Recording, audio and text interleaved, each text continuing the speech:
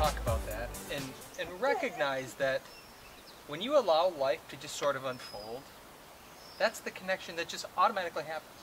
In relationships and not, whether it's this contractor relationship, you call us contractors, and I'm over there thinking, I guess we are contractors, but that's not really what I think of what we do and why we do it.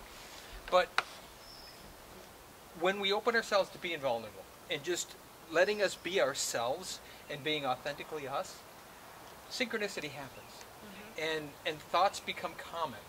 You know what happens in relationships, and probably maybe you guys know this or not, but when a long-term relationship breaks up, okay, for whatever reason, divorce or even just people that were together, very rarely do people physically miss each other. It's the collective mind that they miss. So all of your years spent together, there'd be a longing for the physical, but the greater longing is the knowledge that you carry about your life and his life that he doesn't have to carry, because you're the collective brain. And when you allow that collective brain to happen, even in a relationship like this, that's why we start talking about the same things. That's why the same things happen all the time, because we're connecting on that level. So most people don't recognize that. They think it's a physical, it's the oh, we're apart, that's why we miss each other. There's some of that, and you know, there could be a piece of that, but a lot of it is the collective mind. And when we allow ourselves to be vulnerable, we connect on that level.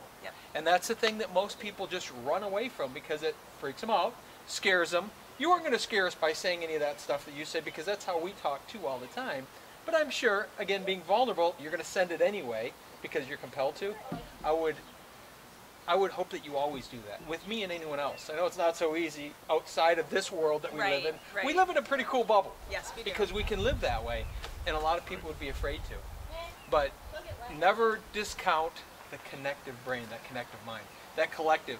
Sandy and I talk all the time. We've run mastermind groups for years and years and years, brought businesses together, and as a group, 6, 7, 8, 9, 10 of us, problem solve and work on each other's business and help each other, because you know my business has the same set of circumstances and problems that someone else does. They just look different. It's the same stuff.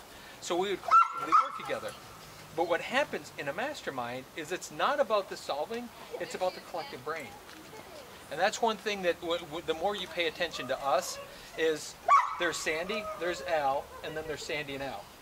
That's a complete separate entity, because in combination, there's nothing that we can't do. Individually, each one of us has our limits, but together, it's unstoppable.